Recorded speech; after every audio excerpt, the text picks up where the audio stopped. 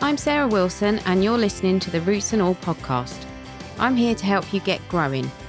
Join me as I explore everything plant related both indoors and out and provide the information you need to create your perfect green environment.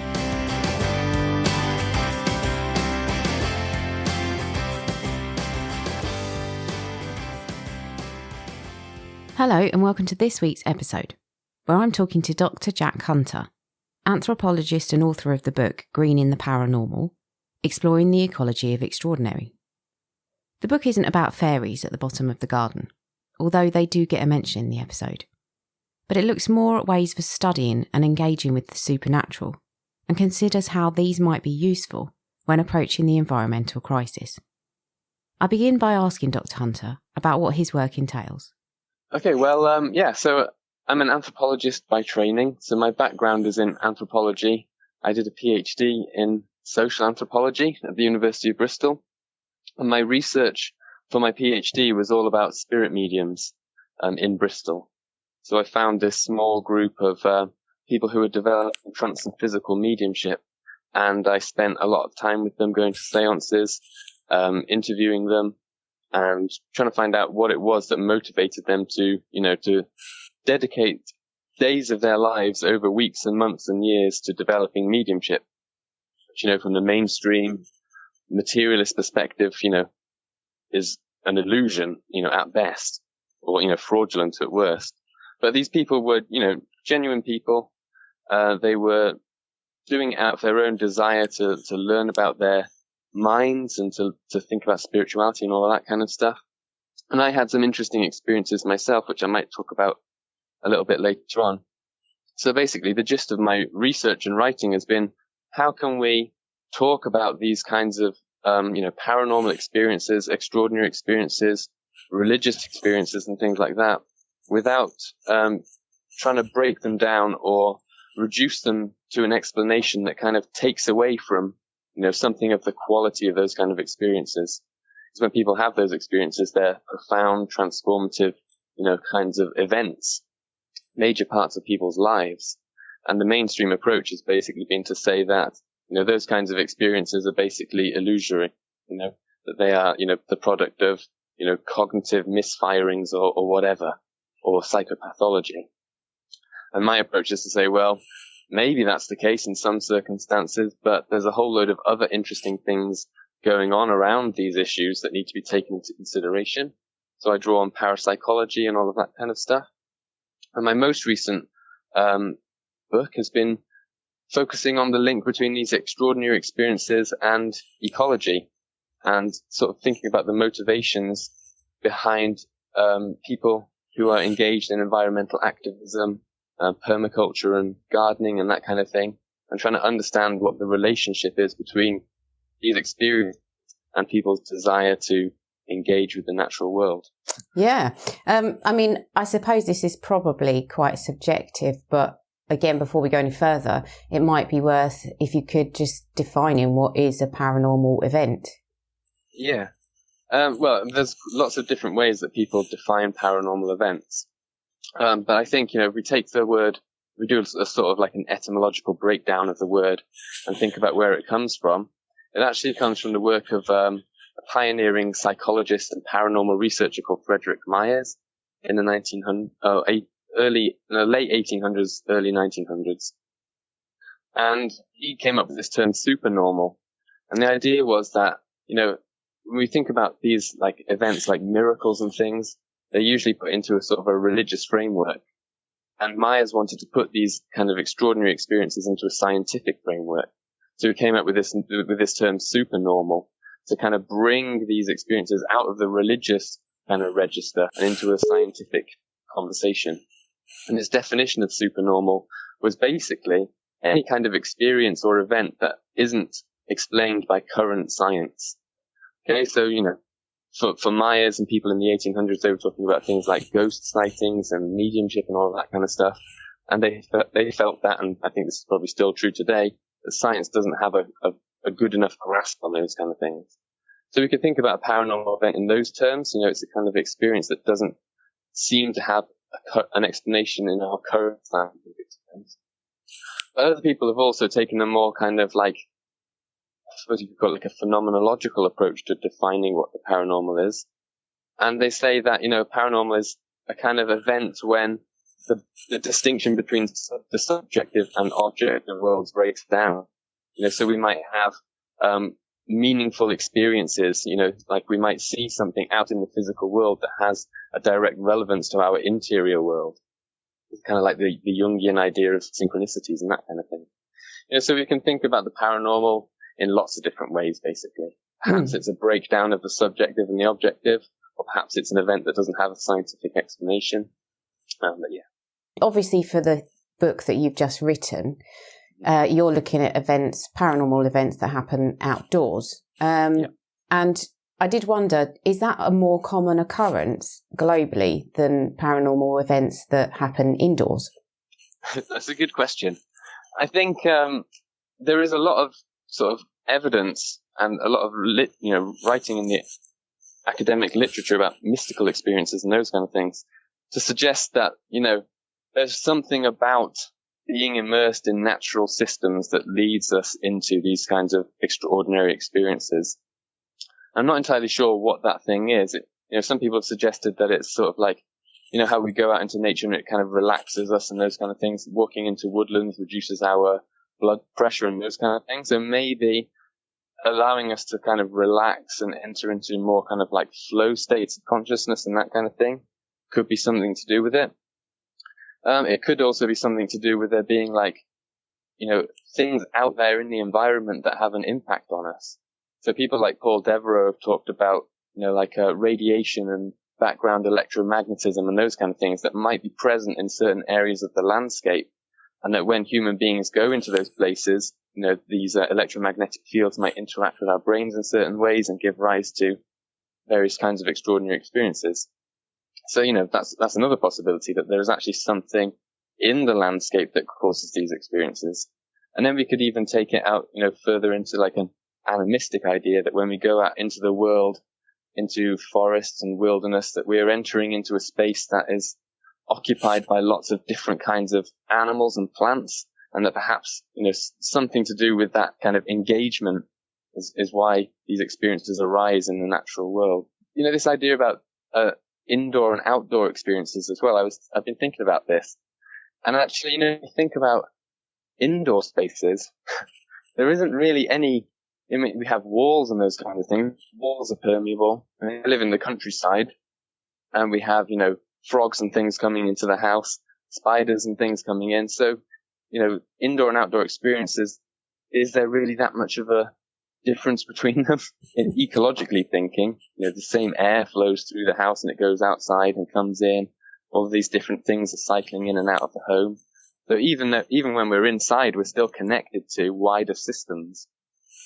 Yeah, that's very true. Because I was thinking, actually there is a big distinction between the indoor and the outdoor worlds. And then would that be a totally different type of experience? But as you say, actually no, because everything is flowing together. And it's interesting that you mentioned Paul Devereux, because I wondered if you could start by giving an overview of what animism is. But then also he goes on to say in his essay in the book that he thinks that accepting animism in the modern world is, in quotes, a bridge too far. And I just wondered what you've thought about that. Are we that far removed that we can't even understand that concept? Yeah. Okay, well, animism, it's an academic term again. It comes from anthropology. It comes from the writings of a guy called E.B. Tylor, who lots of people hold up as kind of like one of the founding fathers of anthropology. And he looked at different religious traditions around the world, different cultures and societies, mostly based on the reports of, explorers and missionaries and things. And he identified within them this kind of what he thought of as like a common belief amongst pretty much all human beings or all human cultures in the existence of spiritual beings, the belief in spirits. And he thought that, you could go to the most, in using Victorian terminology, primitive tribes, or up to like, Catholicism and the world religions, and regardless of what kind of society you were looking at, you would find some form of animism taking place in there. So the world religions are just an extension of this primitive animism. But Tylor's ideas about animism were also bound up with, lots of things that were prevalent at the time, cultural ideas to do with social evolution and that kind of thing, where European societies viewed as the kind of the dominant societies that had, they'd evolved to a higher state than, non-Western societies. So the idea of animism kind of became pejorative. It was like it's a bad thing if you were an animist because it meant that you were primitive and all those kind of things.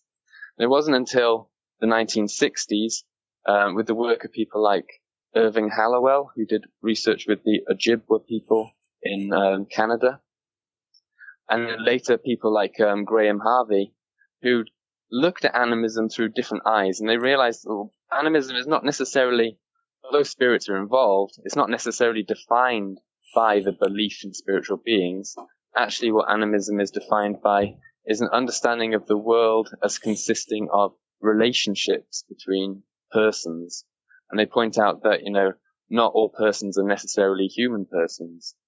So let's take, for example, the Ojibwa worldview that was described by Irving Hallowell. In the Ojibwa worldview, the idea of persons can apply to, human beings, but also to plants, animals, and rocks and those kinds of things. Okay, so from this new reframing of animism as a relationship between persons, maybe we can move towards, if we can incorporate some of these ideas into our culture in some way, that we can move towards a more kind of harmonious and balanced relationship with the other kinds of animals and plants that are inhabiting the environment with us. But you're right, Paul Devereux says that for some, accepting the possibility that there might be, other kinds of minds and spirits in the environment might be a step too far. But I would point out that, this tendency to see the world as being inspirited or, as having personhood and those kinds of things is actually fundamental to, human development. I was only reading the other day about animism in childhood and how, young children go through these various phases of their cognitive development, but the early phases often involve an animistic view of the world, and children will talk to, trees and rocks and those kinds of things. So in that sense, although from a mainstream perspective, animism is viewed as something that is, associated with spirits and all that kind of stuff and is pushed to the side, actually for a lot of people, it's also an innate kind of way of interacting with the world. I was talking to some old people the other day that I was working with. We were making a fence, and they were talking about, we were chopping down a few trees to make these fences, and we were walking through the woods looking for the right kind of thickness trees and things. And these old guys were referring to the trees as him, let's say, or he over there, he looks like a good one, we'll take him. So I think actually a lot of people are already engaging in a kind of animistic way of thinking about the world, even if they're not necessarily aware of it. So it might be a step too far for some, but it also, a lot of people might be animists and not even be aware of it.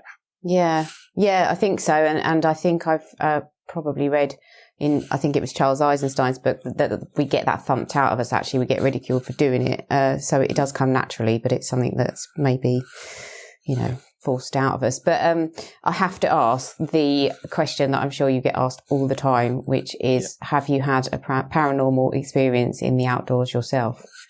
Yeah. It's interesting because some of my most potent kind of experiences that I had during my field work, which, as I said, was on spirit mediumship. And at the time, I didn't think much of it, but actually, the groups that I was working with, all of their seances and the rituals that I attended took place outside in the garden shed. That was where they had their seance lodge. And obviously, I wasn't thinking at the time, this is 10 years ago now, I wasn't thinking in terms of ecology and all of that kind of stuff at the time. I was thinking in terms of, why do people believe in spirits and that kind of thing. But now looking back to it, I realize, all of these activities took place in the garden. We would walk through the garden to get to the seance room. So it separated, the garden became kind of like a bridge or a walkway between, inside the house, which is where we were talking and having tea and all of that kind of stuff, walk through the garden into the seance room, and that's where we would have, communication with the spirits and those kind of things. And actually, when you look at these things historically, you see that a lot of ancient societies ancient Greeks, in ancient Egypt and Babylon, places like that, gardens were understood as kind of like, I've read somewhere them being described as antechambers to the netherworld. That the garden itself was a place where you would go to have interactions with spiritual beings. I read another interesting paper recently about the Aguaruna Jivaro people in Peru, and they have this form of gardening that is the domain of women. Okay, so the women do the gardening, but there's all sorts of different magical rituals that women have to perform in gardens in order to keep themselves safe, because gardens are kind of like a halfway point between the human world and the spirit world. So or you could think about it as halfway between the human world and the natural world. So it's a place where dangerous things can happen. And they have all of these magical rituals and special kinds of like rocks and things that they bring into the garden for protection, because the garden is this kind of like, some people have called it like a hybrid place, a place halfway between the spirit world and the human world. And we also have this idea of fairies at the bottom of the garden, don't we?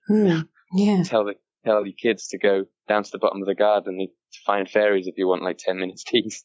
But I think there's a deeper thing running there, because the bottom of the garden is where the human world ebbs away and it becomes increasingly wild. There might be a patch of nettles down at the bottom of the garden or something like that, but it's the wilderness space in the garden. Yeah. And according to our folklore and things, that's where you go to have interactions with fairies and other than human consciousness. Yeah, that's so true. And it puts me in mind of the Japanese tea houses as well, where you kind of go through the process of moving through the garden, even if it's a very small one.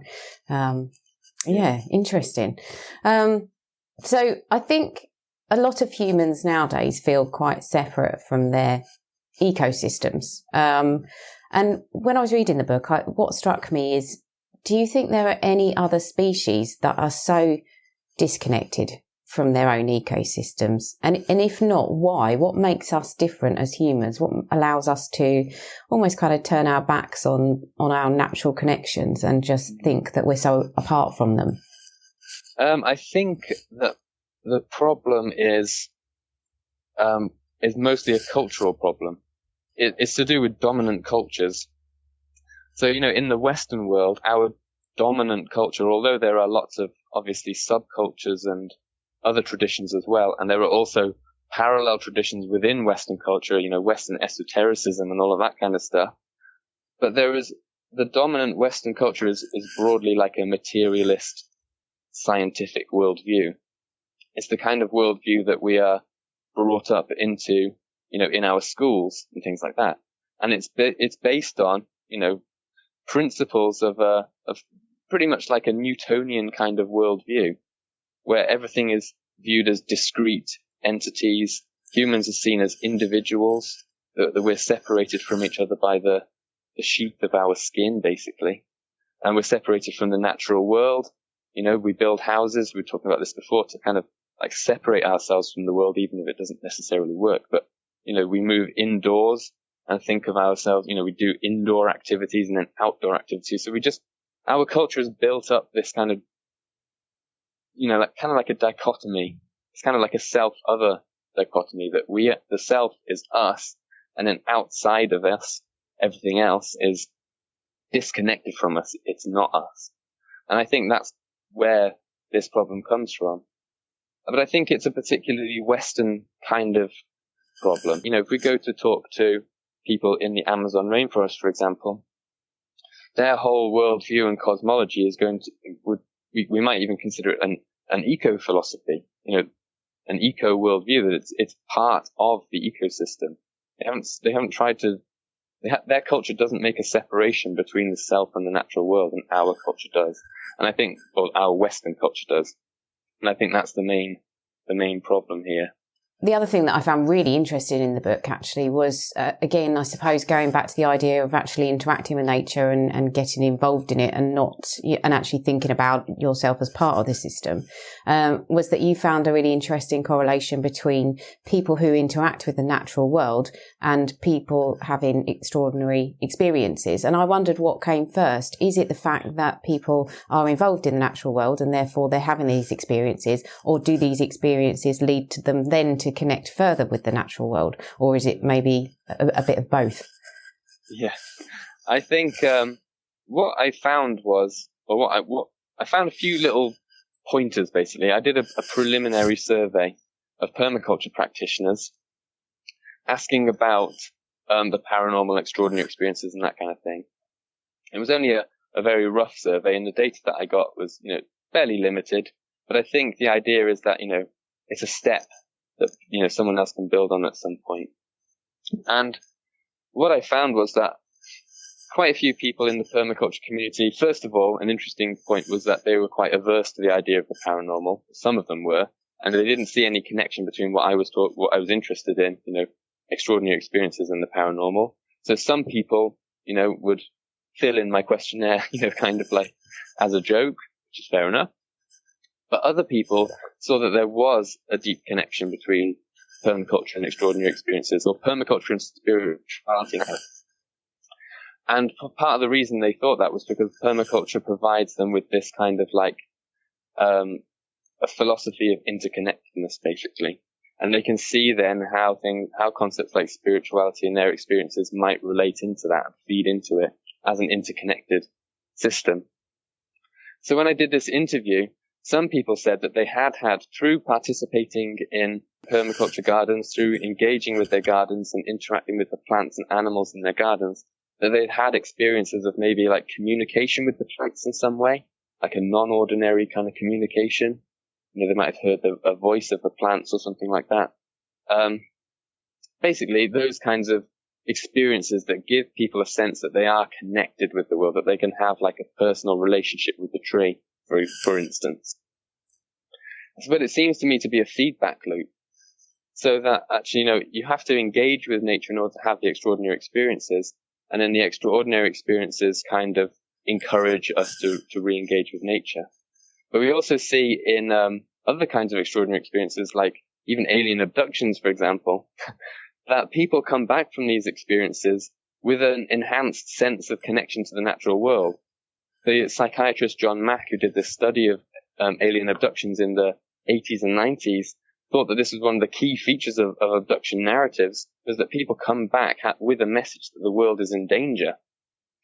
Okay, so you can then have extraordinary experiences leading into a desire to participate in ecological activism or to create gardens and those kind of things. So I don't think it's like it's an either-or thing. It's a feedback loop, so you can kind of jump into it anywhere. You might have a spontaneous mystical experience or something, or a spontaneous paranormal event or a psychedelic experience or something, and then you come back from that and you feel an enhanced connection to nature, so you engage with the world.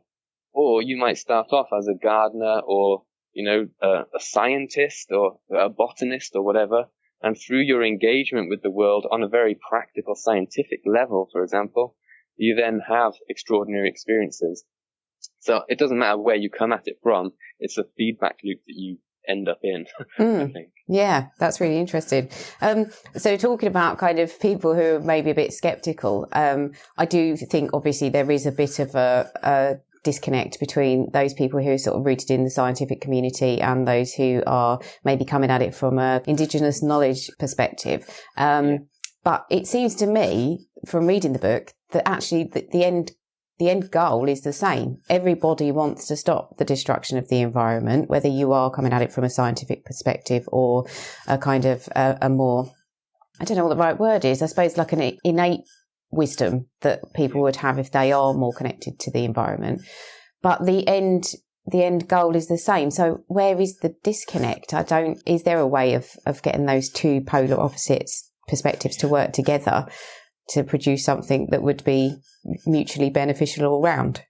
Yeah, I definitely think that there is scope for, for example, collaboration between indigenous perspectives and science. And, there are people like Robin Wall Kimmerer who were working on making this kind of weave between indigenous worldviews and scientific worldviews, which I think is really important.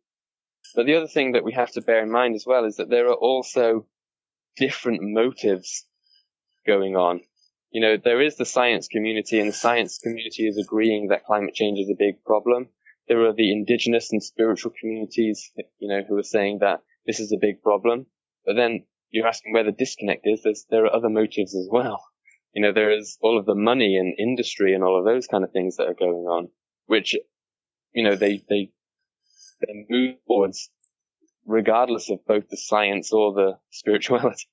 The motive is wealth, essentially. Mm. So I think that's probably part of where the problem lies.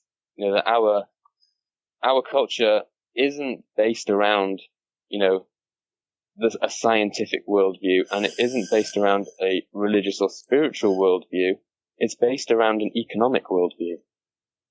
And that, I think, is part of the problem. Maybe even the big problem is that we don't see the world for what it is. We see it for, what it can do for us. This is something to do with the idea of, in deep ecology, they talk about intrinsic value. Everything is essentially equal. All living things have an intrinsic value. Whereas, from the mainstream kind of, I suppose we could call it capitalist point of view, everything has a value, not innate to itself, but for what it can do for human beings as a resource. And that is the kind of the main narrative that continues to drive ecological destruction. So how could the embrace of the paranormal help us overcome that crisis? Can it, Well, I think it's a part of it. I'm not saying that embracing the existence of spirits and all of those kinds of things will be a cure-all, and that all of a sudden, if people suddenly start to believe in the paranormal, that the ecological crisis will go away. But there is something about the paranormal, about the worldview that it reveals, of an interconnected cosmos inhabited by lots of different kinds of intelligence. Whether we're talking about extraterrestrial intelligences or nature spirits or, Bigfoot or Nessie or whatever. The idea is that there are lots of different kinds of minds. And we also have in the paranormal things like telepathy, psi, and those kind of things which suggest an interconnected, cosmos.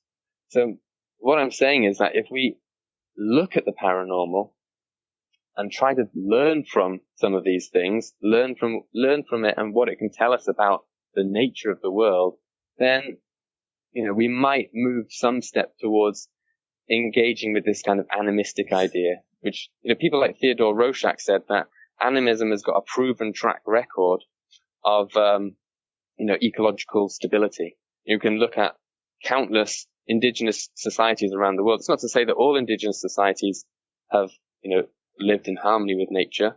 There are instances where, ecological systems have been destroyed by indigenous communities, but many indigenous societies do have a harmonious, animistic relationship where they understand that they're living in relationship with other persons. And I think that the paranormal in Western societies is a remnant of that, and that if we can re-engage with it, then we might, we might be taking a step in the right direction. A really big thank you to Jack for taking part in the interview. Please do check out his book, especially if you're a fan of books like Robin Wall Kimmerer's Braiding Sweetgrass. My takeaway from the book is that we dismiss paranormal ecological experiences at our peril, and that it would be useful all round if we could stop thinking we have everything tied up in a nice rational bow. There's so much to learn if we could just let ourselves be receptive. Thanks to you for listening. This is the last episode of 2020. Thank you for your support and interest throughout the year. I appreciate everyone who's donated via GoFundMe and who supports me on Patreon. You are all amazing, and it's such a buzz to feel that there are people who believe in the podcast. I hope you all have a lovely Christmas and a happy New Year. I'll be back in mid-January for a whole new year of gardening audio goodies. I'll leave you with the final bug of the week for 2020, where Dr. Ian Bedford is talking about a bug that's particularly pertinent at this time of year. If there's one tree that epitomises winter and the seasonal festivities, it has to be the holly. From its pagan roots, steeped in superstition, myth and magic, and its adoption by Christianity as a symbol of Christ's blood on a crown of thorns.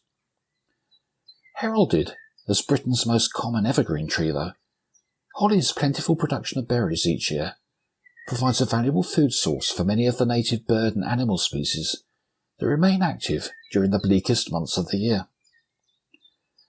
It is also the host of a small number of invertebrate species that rely on holly in order to complete their life cycles. None more so than the holly leafminer, a little fly that would almost certainly cease to exist without holly, as there are no other plant species that its larvae can feed on. Despite its host plant specificity, the holly leafminer is very common throughout Britain, and although it's unlikely that these tiny flies will be noticed when they're flying around at the end of spring each year, evidence that they'd laid their eggs on the holly trees will certainly become more apparent as the year progresses. Their eggs, positioned along the petioles of tender young leaves, soon hatch into tiny larvae that burrow into the leaf and begin feeding on the cells within the mid-vein. Throughout the summer months, they slowly work their way through the vein towards the tip of the leaf, and then, as winter approaches, they move out into the leaf blades, creating pale green transparent blotches as they mine their way through the leaf cells. Then, as temperatures continue to fall, the larvae become dormant, remaining inside the leaves until spring, when they'll resume feeding, pupate, and then emerge as the next generation of adult holly leafminer flies. Despite the leaf damage caused by You can download or listen to the podcast direct from the website www.rootsandall.co.uk, where you'll also find my blog and a sign-up form for the newsletter, which gives you a weekly roundup of content, plus the inside scoop on things like upcoming guests. Or you can subscribe wherever you normally get your podcasts. Email me with comments and feedback at podcast@rootsandall.co.uk.